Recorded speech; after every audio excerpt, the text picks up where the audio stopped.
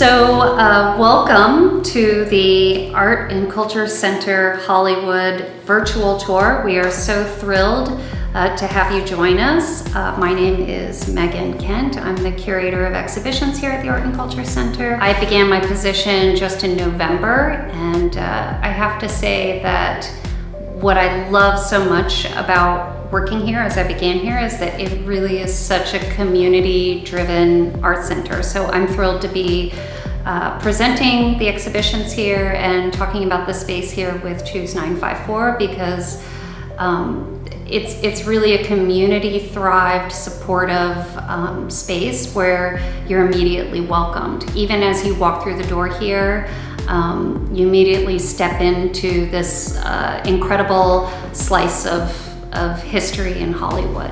This house is from 1924. One of the mottos of this exhibition, this art space, is that it's an old building with new art. So a lot of the work that we do is very contemporary exhibitions with contemporary artists, mostly local artists, or mixing local art with national or international art.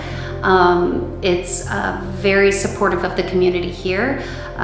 We do a really fantastic 2020 Florida biennial that'll be coming in the fall, and that's for people to apply for. So there's this real support back and forth with the community that I was immediately drawn to and something that I immediately love and am proud to be a part of. So we're in the Open Dialogue Stories from the LGBTQ Community exhibition. This was a very special project that really connected with everybody that worked here at the Art and Culture Center. We got this wonderful grant from the Community Foundation of Broward, where we were able to produce our own film with director Freddie Rodriguez. And the film is a series of interviews of coming out stories by different people from the Broward community to tell their story about coming out and some of the different experiences.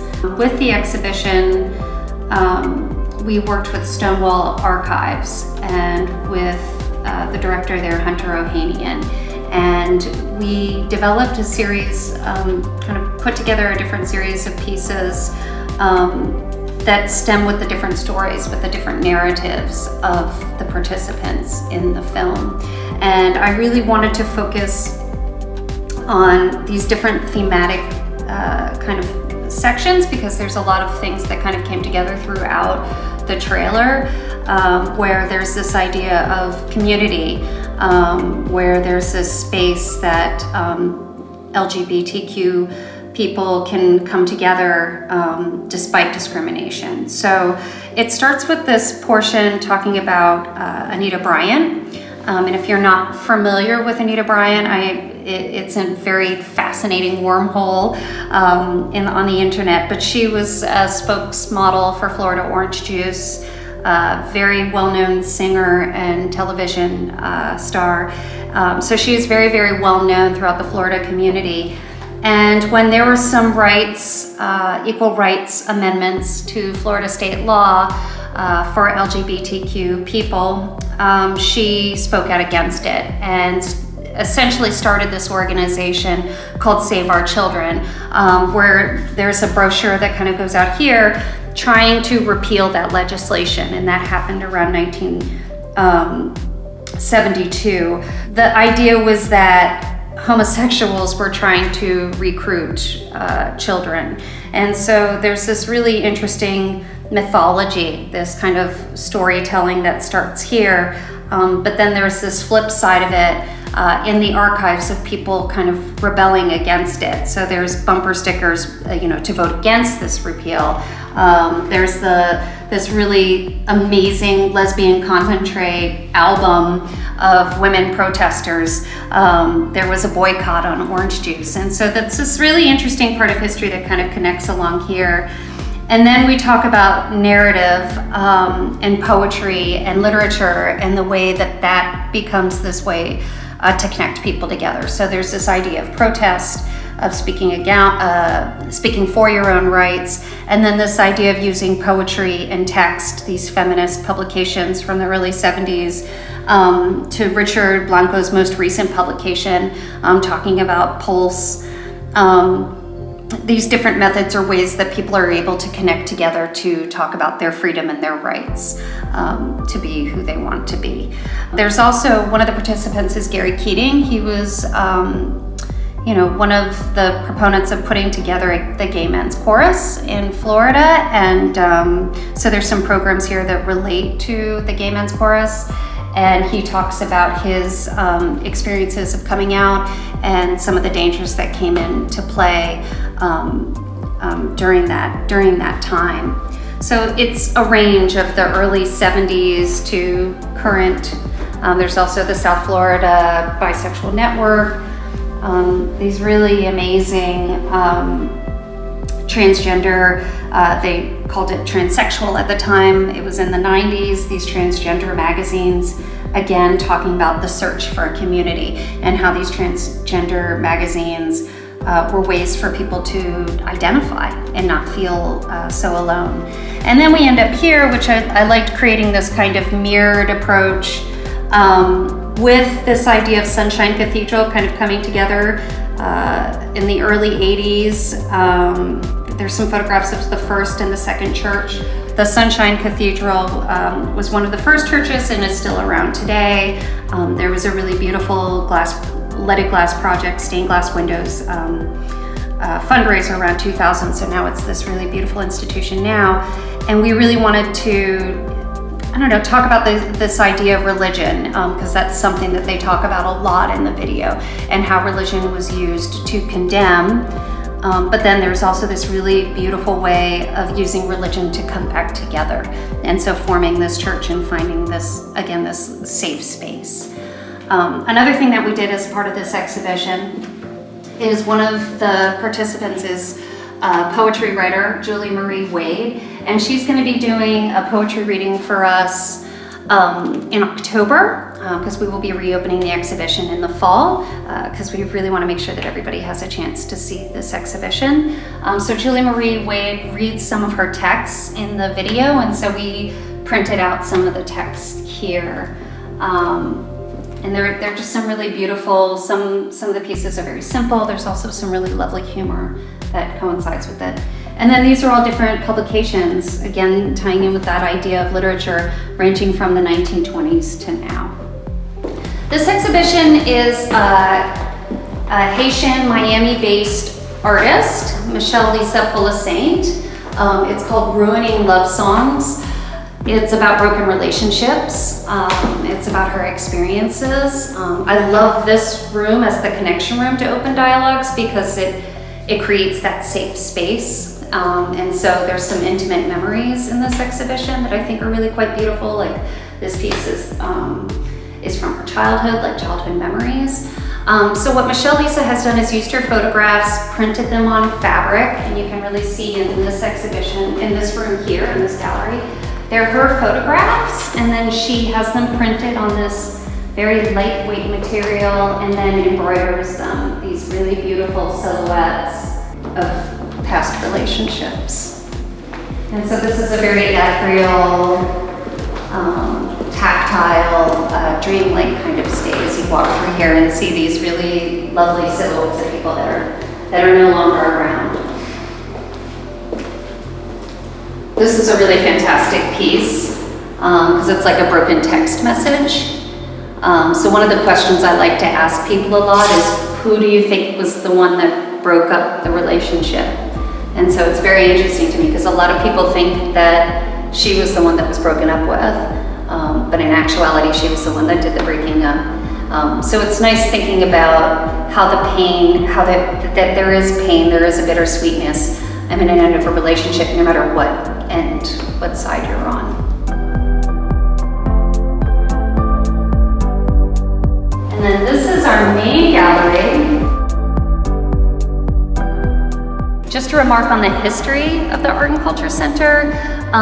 The building itself, the house itself is from 1924, and then in the 50s, it turned into a funeral home. And so there's still some rooms that kind of have that feel of funeral home.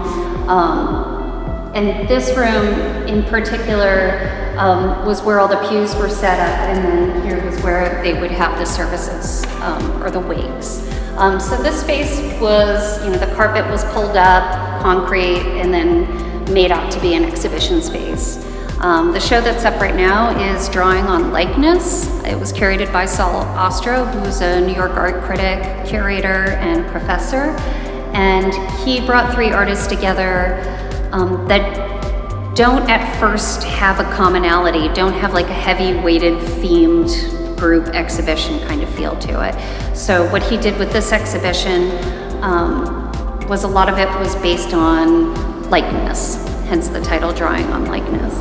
This piece is Lydia Sakovic. She made this piece. We wrote a little description on the wall here, but essentially she set these these lights behind her.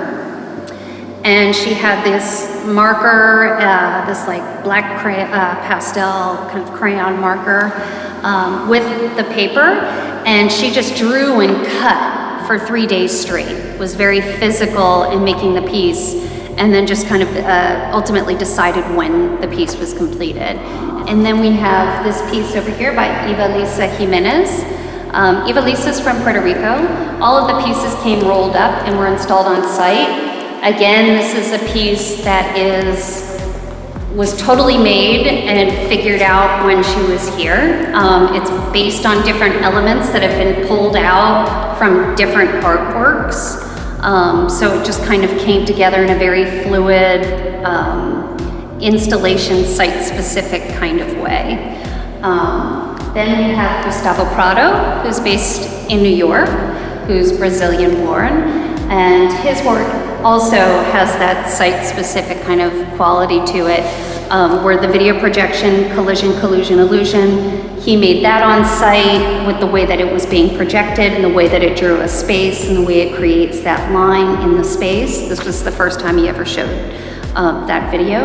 And then the piece over in the corner here, he kind of likens it as a spine. It was 2 pieces actually placed together. But it's got this kind of feel like it's a fungus, or it's this kind of ever-growing piece, because these can keep going and going and going and going. And so when you're kind of walking through this exhibition, you get a sense of this idea that all of these pieces are ever growing, ever changing, always adapting in a very organic, site-specific kind of way. So this was a really special exhibition. He also painted this line here to kind of echo the room. There's also this really great blue light. All these things that you don't notice immediately, that kind of are very subtle, but if you kind of walk around slowly enough, you're able to kind of pick up on it. So the Art and Culture Center in Hollywood is located here at 1650 Harrison Street in this beautiful house from 1924, one of the oldest buildings in this neighborhood.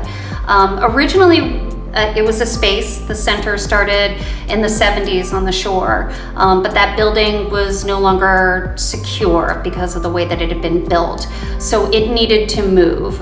So meanwhile, this house was in this beautiful, beautiful art space, and you can look at some of the photographs that we have here at the space as you walk through the center. That former location was no longer able to sustain itself or survive. They had to take that building down. So what we did was we moved into this space. They were able to purchase this space, and we moved in here in 1992.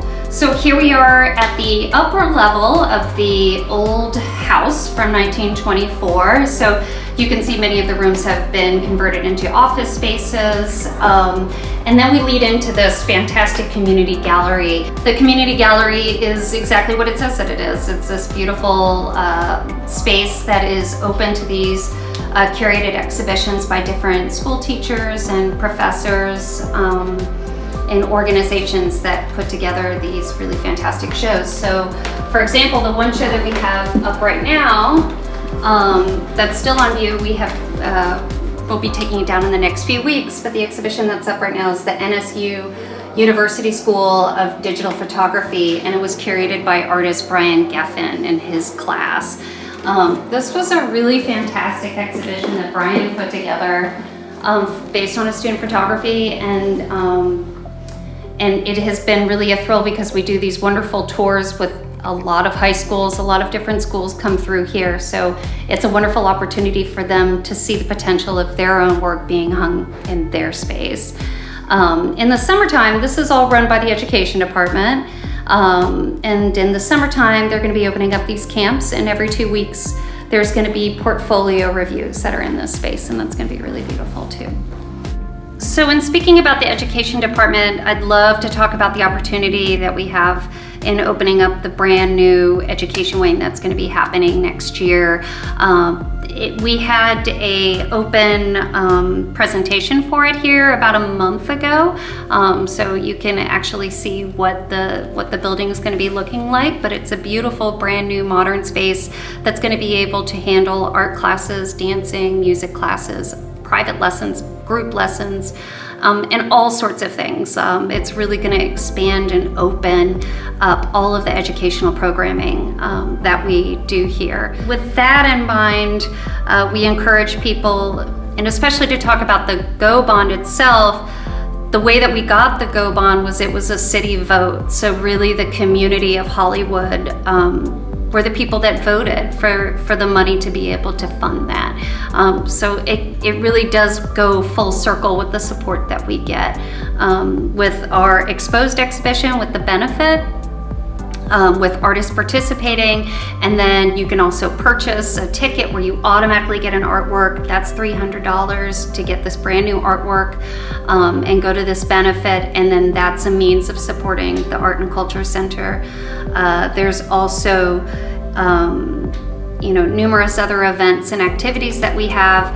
We do provide a membership where if you become a member, you have access to all of the openings and talks and programming that we do here. There's also the NARM membership that you can get where you get a membership, you purchase the membership through here at the Art and Culture Center, but then it gives you access to over 1,000 museums in the nation, including Canada and Mexico. You can find out information if you check our website, artandculturecenter.org. You can also link onto our social media platforms. Our Instagram is Art and Culture Center, and our Facebook page. And so we're constantly updating it with new information, exhibitions, and programming. And so you can definitely look there.